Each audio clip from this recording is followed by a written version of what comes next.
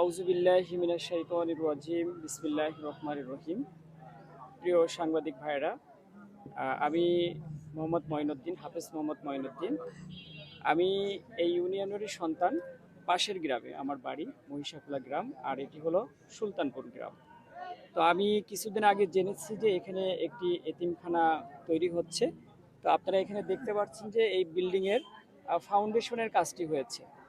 তো আমি আজকে চিন্তা করেছি, যেহেতু আমি একটি দল করি, বাংলাদেশ জাতীয়তাবাদী দল বিএনপি।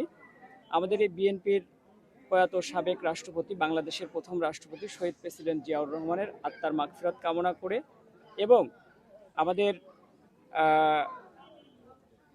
সাবেক 3বারের প্রধানমন্ত্রী দেশনেত্রী বেগম খালেদা জিয়ার সুস্থতা কামনা করে এবং তার সর্বকনিষ্ঠ সন্তান মরহুম আরাফাত রহমান কোকো ভাইয়ের আত্মার মাগফিরাত কামনা করে আমি এই এতিমখানাতে আমার এই এলাকার মুরব্বীদেরকে নিয়ে আমি উন্নয়নমূলক কাজের সাথে জড়িত হওয়ার জন্য আমি এখানে এসেছি। তারই ধারাবাহিকতায় আমি আজকে এখানে কিছু সিমেন্ট আমি এখানে আমার দলের পক্ষ থেকে আমি প্রদান করেছি এবং আমি এখানে যারা এই প্রতিষ্ঠানের সাথে যারা সংশ্লিষ্ট আছে, আমি সবাইকে একটি কথা বলতে চাই যে ভবিষ্যতে যদি তারা আমাকে মনে করে যে এই প্রতিষ্ঠানের সাথে আমাকে রাখবে, ইনশাল্লাহ উন্নয়নমূলক যে কোনো কাজের কোনো সহযোগিতা যদি প্রয়োজন হয় আমাকে তারা বললে আমরা সর্বোচ্চ বা আমি এই প্রতিষ্ঠানের পাশে থেকে সার্বিক সহযোগিতা এবং হেল্প করব ইনশাল্লাহ। মনোনয়নটা কোনো বিষয় না। আমি একটি দল করি, একটি আদর্শ নিয়ে চলি। স্বাভাবিকভাবেই সবাই চায় যে সামাজিক কর্মকাণ্ডগুলো একজন মানুষ হিসাবে সবারই করা উচিত।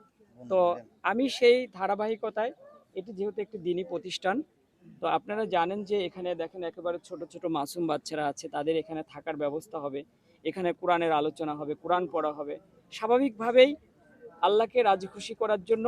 এবং এটার বিনিময়ে যদি কোনো সোয়াব হয়ে থাকে, সেই সোয়াবটি যাতে শহীদ প্রেসিডেন্ট জিয়াউর রহমানের কবরে যাতে পৌঁছায়, তার সুযোগ্য সন্তান মরহুম আরাফাত রহমান কোকোভার কবরে যাতে পৌঁছায়, আমি এই উদ্দেশ্যে নই, মূলত বেসিক্যালি এখানে এই কাজগুলো আমি বিভিন্ন এলাকায় সামাজিক কর্মকাণ্ডগুলো করে যাচ্ছি।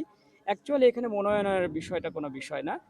আর অ্যাকচুয়ালি আমি গত প্রোগ্রামে আমি নিশ্চিন্তবাড়িয়া মাদ্রাসায় যে কাজটি ওখানে শুরু করেছি, সেখানে আমি বলেছি যে এখন দেখা যাচ্ছে যে আমি সামাজিক কোনো কর্মকাণ্ড করতে গেলেই সেটা দেখা যাচ্ছে যে সমাজে আমি রাজনীতি করি বিধায় এটা একটা রাজনৈতিক প্রোগ্রাম মনে হচ্ছে। অ্যাকচুয়ালি আসলে বিষয়টা এমন না। আমি দীর্ঘদিন ধরেই প্রায় আপনারা বলতে পারবেন যে প্রায় 1 যুগ ধরে, এটা এতদিন অনেকেই জানতো না বা অনেকে জানে, আমি এই এলাকার মানে অনেক প্রতিষ্ঠান, অনেক মসজিদ মাদ্রাসার সাথে আমি জড়িত আছি।